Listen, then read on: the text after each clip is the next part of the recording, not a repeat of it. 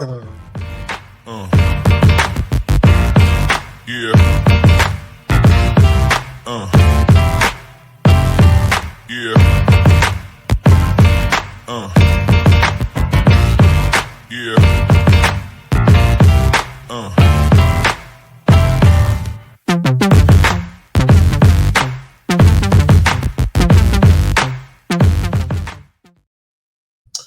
Yo, what's going on, everyone? Welcome to this week's episode of River City 93. If you can't tell by me and Matt's faces, we are tired because we both made the smart decision to go to work the day after being up in Madison for the Henny Derby, which was fun. We had a great time. We'll talk about that. Not so much about the game because there's not a lot to talk about outside of that. But yeah, it was fun. Matt, how are you? I'm good. I mean, come on, you're the young gun. You ought to be able to bounce back, better than me. Man, I am not a young gun. I was like, oh, I am tired. Like I, I think wherever bar we were at afterwards, I was just sitting there. I was like, I'm ready to go home. I just want to lay in the bed. I'm ready. No, Like, yeah, I didn't have that much energy. But I mean, if you want to see all the behind the scenes stuff, how everything was, I put together a little vlog video. oh Lord, Um, no. about the Henny Derby, so it was fun. Matt, what was your like? How was it being up in Madison for you? I mean, obviously you spent, you used to be living in Milwaukee, but how was it being up in Madison for the Henny Derby? What wasn't bad. I mean, the city's cool, Yeah, because like if you're not familiar with Madison, it's just surrounded by lakes. It's almost kind of like just a little like kind of inlet, between and around some lakes. So like if you're an outdoors person, like there's cool bike trails, a lot of just kind of scenery uh, around. So that was nice. I mean, it's Wisconsin in September, so you're getting the good Wisconsin.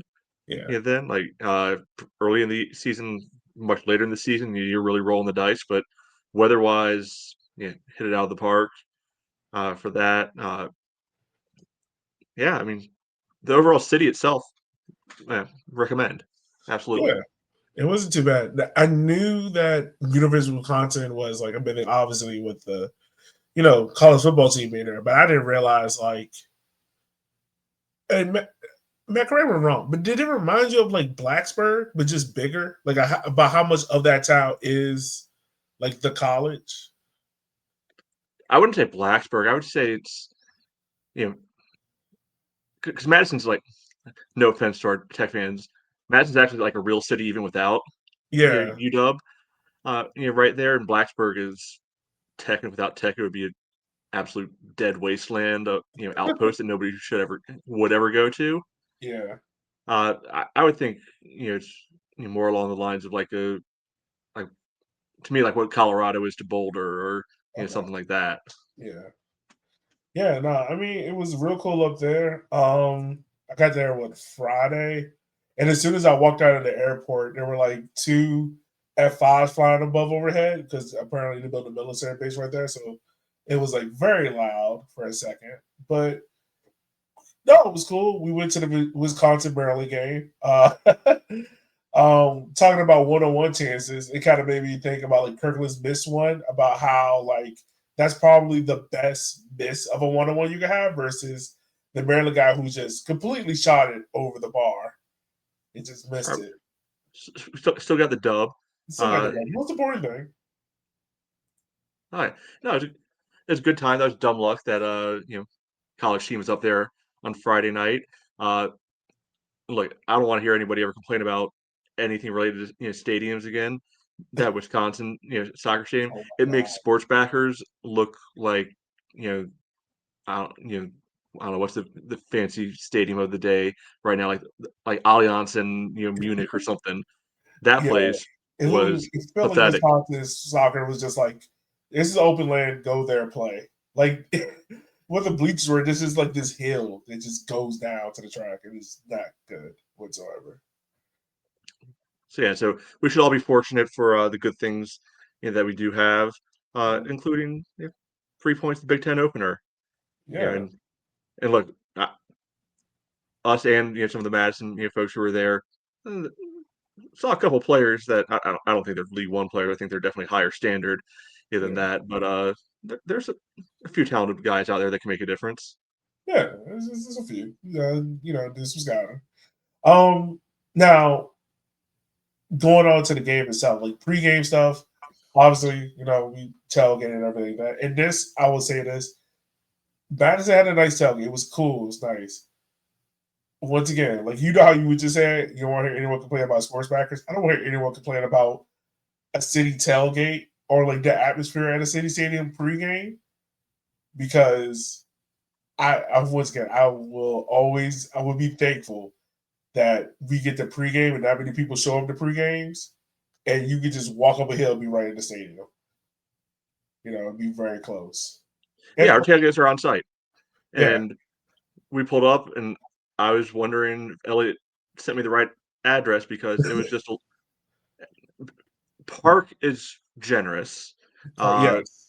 There's like a little tiny corner cut out of a three-way intersection, essentially. And it did the job for what it needed to be totally fair. Like, it was nice. I don't know if they had to like pre-reserve the space or if it's just get there early and call dibs on it or I think they just what. got there early enough to call dibs. Yeah, so I feel like that's rolling the dice a bit, but again, I mean, it's not much of a park, so I don't know what else would be going on there anyway. And it's not like it was far. It was probably like maybe a 5 to 10 minute walk from there to the stadium. Yeah.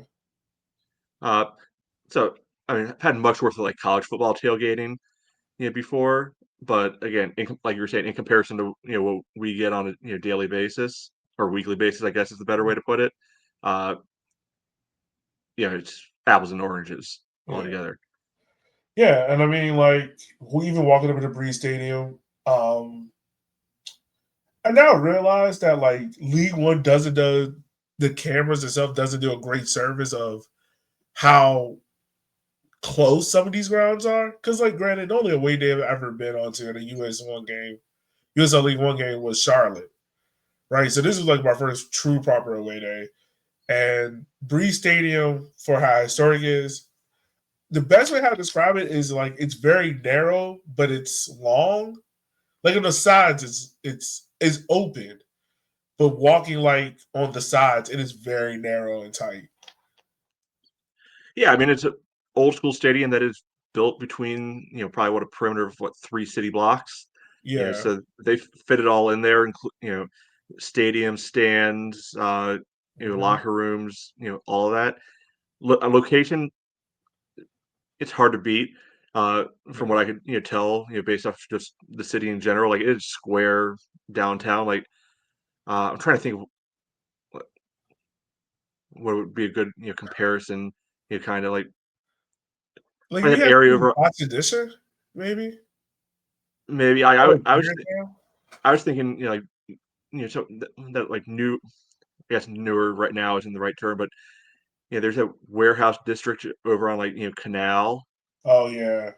Where it's not too far from like the Penny Lanes and all those of the world. Mm-hmm. And I haven't been over there in a while, so there might be more stuff. But yeah, there were apartments that you could be able to live in and literally watch every game straight from your apartment there. Like that looked pretty cool, pretty appealing. Yeah, that did look bad. So it's a very walkable stadium is the key takeaway. And like City Stadium's in a good location, but it's still 4 or 5 blocks from Carytown even. Yeah. So they might be level or maybe a little ahead of us on physical location, but for what City Stadium is, I still love the location, how it's pretty much at the intersection of like points coming south of the river, coming off the 95 and 64. Yeah, I think I was on a count like what City Stadium has in pregame and like how open the stadium is. Like it's a very walkable stadium. You can get around. You don't feel too tight. Mm-hmm. Breeze Stadium does a good job of making you feel like you're very on top of the action just because how close the stands are to the field. Mm-hmm. But then also like the post game with the bar being right there afterwards. Because like when the game's over at City Stadium, it's kind of like, all right, cool, I'll leave. And I mean, a couple of us might stick around, go back to the tailgate, and kill off whatever beers are there. But most people just get in their cars and just leave. Where they go to the bar afterwards and hang out, and you can just like you live, like you said earlier, like you can walk 10 minutes in any direction and be in any bar. Yeah, it's Wisconsin, so there's no shortage of bars on any given corner up there. We found Yeah, out. the game experience. It doesn't seem like it's probably a bad seat because, like you said, it's super tight end. Mhm. The upside for City Stadium is like if you know aren't in your seat, it's easy to be able to still watch the game. It's really tough there. Like I missed the Kirkland breakaway at first because I had to go to the bathroom, and by the time I found where their porta potties, where they're kind of on the other side of the stadium, and you just couldn't see. Whereas City Stadium, it's all raised up, so it's easy to watch from the concourse as you're waiting in an interminable food truck line or going whatever direction that might be. Yeah, and also like the Giants scoreboard as well. Like, Oh yeah, that helps too. But yeah, it helps a lot as well because like Madison scoreboard doesn't replay the action on the field; it's just there. So I did it. I know Matt did it as well. We kept looking in that direction, looking for the scoreboard. Like, oh no, it's not there. It's right in front of us. yeah, and I mean, I get why they have it set up the way it is. Uh-huh.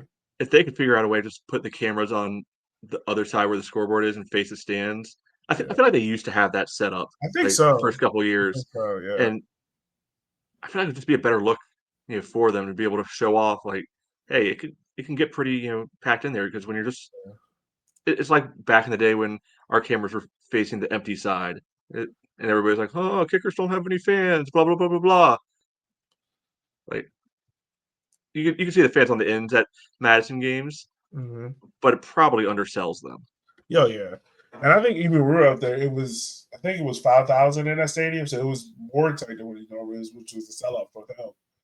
Um, doesn't consider a sellout for City Stadium, who I think, I mean, we haven't seen five in a while, but it's good to know. Yeah, I mean, outside of that, like the game itself, not a lot to take away from it. I think there were some good things. If I'm not being judged, I mean, there were some good things to take away from it. I think the structure that Darren put out there with the players and everything, it seemed to do well. It really felt like it was a game that should have ended 0-0 or at least 1-1. Like it felt like a draw. And for Sosa to score the way how he did, and going back and looking at the goal, and I mentioned this to you, like I was ready to blame Gee because I was just ready to put my. He had nothing to do with the goal, I know, but Simon Fitch, I can't even really fault him because I think he, at the time, he thought he was doing the right thing of going to cover the empty side. Yeah. But if he stays with Sosa, he blocks it. But I felt like that might be hindsight 2020. No, that's one of those where it happens, and it sucks that it happens. Yeah. Uh, you know, I think if you really wanted to get on anybody, it's you got to rewind the tape enough to figure out like, okay, how did Boyce get that open in the box in the first place? But you know what's done is done. Yeah. There, I agree. Like they set up in a once again really organized. Really able to minimize their chance. Like Madison had 2 shots on target the whole game. It Yeah. sucks that was the one that went in. But we talked about it last week how this team's Achilles heel all year has been bleeding goals, bleeding dumbass goals, and they've taken that out of the equation. The last I guess you can't say 3 weeks because of all the breaks. The last 3 games, Yeah. That's right. certainly. So we know that it might be a roll of the dice on does the offense click on a given day, and I've said I'm willing to accept that if it means a tighter defense and giving us a chance to be able to steal a goal. Yeah, didn't hit this time, hit the other way around, but I do still think that's probably our better bet at getting the results that we need is to stay firm in the back and look. I mean, watching that replay, Josh probably should have found a way to score that, like dribble the keeper or do something, Yeah. else to get it in. But like the stats, pretty friendly. To the kickers. I mean, possession. We've talked about that before, but 10 shots, 3 on target. I don't know. See, this is again why I don't trust FOTMOB. I don't know how they said we didn't have any big chances when we literally had a Right. one-on-one breakaway. I don't get it either. Right? Like, credit to Shipman for making the chance, but he got dogged out in these stats because of that. I mean, Like honestly, like, 8 corners. Like, if you tell me we're gonna have 8 corners, I'm gonna take our chances that something good's gonna come out of one of them. yeah. So Yeah, I mean, the stats do look good for the kickers, and I mean, like Kirkland's chance. I haven't gone back and watched it officially. You said Kirkland should have done better. It felt like in the moment, it just felt like Shipman made like a once in a. He made the right chance. He made the right save. You get what I'm saying? Like, I I don't know. think I get what you're trying to say. I Yeah, mean, I think at the end of the day, that's still always one where like he if the took the keeper saves risk. it, good on He him. got it But right. yeah, so Yeah, what can you do? right. And I mean, like, if we're talking about it being that marginal, where if Kirkland scores that, it's 1-0 our way. How does thing change? Does momentum change? You know, Yeah, side it's on side. certainly it's Huh? absolutely a different game at that point because there's an Yeah, hour left to play, and it's right, probably not going to be the same, cagey, not much happening if we're being honest, right. uh, sort of game. Yeah. So yeah, I mean, where this leaves the kickers at right now, um, I have my thoughts about it. Like, it feels like playoffs are more or less done. Like, it's not a pin in it yet, but it just kind of feels like, all right, we're Probably getting to life support time. yeah, Like which by the way, we're the old man, we're the old lady, and those commercials, for Life Alert, that's going off right now. right. Which by the way, banana. So let me put this out there. If you do a video that, me and Matt are like, all right, cool, this is a good video, we'll put it up on the podcast because you're like, what's this in? Once again, this is a fans ran podcast. So Banana, who also created Discord, did a video on our playoff chances. So I'm gonna play that now for us and hope that it Hey y'all, plays. this is All right. Banana with the weather. The Kickers are likely to make the playoffs. The short answer is, well, no, not likely. With apologies to those on audio only, I'm going to show you some visuals. With credit to John Morrissey over at USL Tactics, our playoff odds last week were about 16%. 1 out of 6. Just about everything went wrong on Saturday, so we're now at 10%. But here's the thing. Stop playing? We're buffering. No, I hope not. It should have stopped. Okay. Let me see. Come on, Banana. Okay. I don't know why it's not working, but pretty much Banana did not playoff odds. We tried. Maybe I did this already, but pretty much he was showing the odds, and in Banana's words, more or less, there is a way of which the kickers can still make the playoffs if everything goes the way. Granted, we have 2 games coming up this week. We play Portland at home and Charlotte. Win those 2 games, other results were away. I think he said our playoff chances almost double, if not triple, to make it. Which, like, look, until the kickers are eliminated from the playoffs, I'm still going to believe there is a chance because I am a crazy fan. But it does feel a lot more difficult given the gap in the way how teams above us are starting to move up the table, if that makes sense. Because you saw Union Omaha get a win, Portland, Madison, things like that, Texoma get a point. So yeah. Yeah. So right now, 23 points.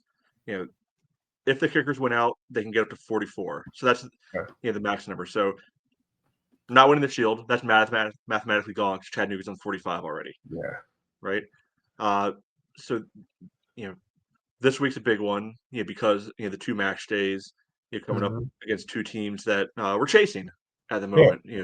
They're both on 31 points. Now Portland's played a lot fewer games, but hey, we got to get them somewhere. So let's be optimistic. Say there's 2 wins. That gets us to 29 points all of a sudden with 5 games to go. All right, still on the outside looking in, but Omaha's on 30 right now. Alta, Portland, and Charlotte are all on 31. That could in theory put us 2 points back at Charlotte level on games played. Portland and Alta would still depend what else they got going on. Yeah. It's within sight at that point. Yeah. Right. Now the flip side of that is with 2 losses, that's going to max us out at 38. Then top 4 are already over 40. That would ensure that Charlotte and Portland are both at minimum at 34. So it would only need 4 points from them or 4 points dropped by us the rest of the way to make top 6 out of the picture. And Alta and Omaha and some of these other jokers have games, too. So I still think that probably we're looking at 36 or 37 points needed to get in. And with 7 games left, that's going to mean probably 13 to 15 points out of those 7 games. That's probably 5 wins out of 7 or 4 wins and a draw or 2. Yeah. Impossible? No. But it's, any room for error is probably gone now. Yeah. Yeah, it does feel that way. I mean, my line of thinking, I put it out there on Blue Sky. Regardless if we get into playoffs or not, what I really want to see is, one, can this system be something that Darren improves upon and make work with? Because we're gonna have a whole roster change in this year. Like a bunch of guys' contracts come to an end. How does Darren and the staff look at reshuffling this team, building upon? 2, finding what parts of this team are worth bringing back. Because with 7 games left, it's like a mini season. Figure out like who are the building pieces or who are the guys that can be key contributors for this team going forward. I know we already know that Darwin and Niels are here for next year. We know that. I think a couple other youth guys, but like who else? Like Marcelo Lodge, Hayden Anderson, Emmy, certain guys like that who are worth building upon for next year. And then lastly, like I think we said this at the end of 21 or what? It might have been, I forget what year it was, but like cause some chaos. Like if we're not gonna get into playoffs, don't just roll over and make it easy for other teams. Like bug it up for some others, make it tough for them. Like go on a good stretch. Like what you said, man. We had to win 4 and a couple of draws, or 5 in 5 out of the next 7. Probably, yeah. Yeah, like if the Kickers can go 3. Because we got 7 games, 3 wins, 2 draws, 2 losses. Does that feel decent to you? Probably depends where those wins and losses come from. Okay. Need a win the last day of the season. Cannot, get swept against these guys this year. And if that, I don't think they're going to get in anyway. But if that can be the final dagger to their playoff hopes, all right, there's a consolation to the season. Yeah, that would be awesome. Right? Yeah, that's what. Yeah, my fault. I didn't mean to cut you off. Like I don't really care. I'm assuming that if the game doesn't matter, I don't really care about Knoxville. I don't really care about Texoma in any way whatsoever. Like, okay, cool. If there's like 4 fans want to get a chance to go to a away playoff game, whatever. That's fine. Yeah, no, I mean it would be great to do to knock off Madison that last day of the season. Because also the thing about the Henny Derby and going back to the game on Saturday, it felt like these are games that the Kickers have performed well in. Like they perform well in each Henny Derby. It's just a defensive lapse. Like that's been the goals. That's really been the sticking points. But I mean, hey, they scored on the margins.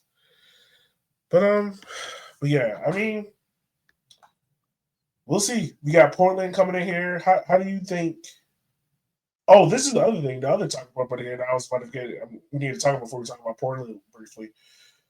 Dak and Kirkland. Dak seen this, and what me and Matt saw, he had ice pack around his hamstring. He was limping. I haven't heard anything if it's torn, pulled, strained, whatever. And Kirkland kind of subbed himself off, which he never does. So that kind of gave me a little cause for concern as well. So let's just assume those two are out. How is Darren going to line this team up for Portland and assumably Charlotte? And how is he going to go about? Does he revert back to the 4-3-3 or does he stick with this 3-5-2? I feel like you got to stick with it. Stick with the new girl now, right? Yeah. So I think Chandler can slide in for Dak, relatively easily, right? Yeah. That's kind of a more like for like sort of thing. I think, Kirkland's out. That's a little trickier. Maybe you go Landon so you have that speed option up top. Still somebody who can be able to stretch the field a little bit more. Don't have a ton of good solutions for that one, but I have one, but I'm interested to see what you think about this. I say play Ryan Bear in the Dak role. I can get into that. Yeah, move Chandler to the Darwin role and move Darwin up to the attacking line with Emmy. I mean, maybe, yeah. Because if worse than the worst, like if you got to go super attacking near the end, say if it's 1-1 or we're down 1-0, you can literally just shift everyone back, take Bear out, and then put Landon or if Bill Hart's ready to go, put Bill Hart up there. Yeah, I mean, I think it could work. Like the reason I've liked Kirkland up there is because he can provide the vertical threat, and I mean Darwin's not slow, but it's not the same type of it's a little bit vertical more threat, and to his natural tendency is to kind of drop a little bit deeper, drop inside and be able to operate from that space. And I would worry that everybody up there would want to try to occupy the same general space, and we would probably be able to be a lot more possession heavy, but maybe a little more one dimensional in that case. Yeah. So it just depends on what you want to try to accomplish. If you want to try to hold the ball a little bit more, I think your way could work far better for that. Yeah, I think that is true. You're right. Now I think about it, you don't want to be too one-dimensional. You've had those issues before in the past. But yeah, I mean, it's going to be interesting. You got a Portland team coming here who are, Matt, like you more or less said, are hot right now. And they definitely got a bunch of games in the back end as well. And then you got a Charlotte team who is, funny enough, kind of cratering. Like they're ice cold. Yeah. But I mean, that's weird. Not weird, but you would figure with the way how they came into the season and started things off, like they would, be pushing definitely for like a playoff spot now at this point. But I mean, they're not. Yeah. So since the last time we played them in that Jaeger Cup game that we kind of punted, the only game they've won is a Westchester game, so that we all know that doesn't count for anything. And they let some crooked numbers through. They've given up 2, 3, 5, 4, 4, 1 and 1. So it's possible. Man, so you're telling me there's a chance? So, always a chance until there's not. Yeah, that's true. Yeah, so I mean, we'll definitely see. Saturday, and then it's kind of there, Matt. We get a real picture of where we lay at. So yeah, next time we're talking on this podcast, like there's a possibility of being right in it, and like I said, there's a possibility of basically reading last rites. right. Based on how other results go, I mean, what is your prediction when we come back on Sunday and talk? How you think it's going to go out? I think these guys are just annoying enough to get a split of the two. I don't know which order. the split will be. Yeah. But I think we're gonna live to see another day. We might not be living well. We might be kind of talking in between. We're getting our PT and whatnot, but we're still there. Yeah. We can see something in the distance.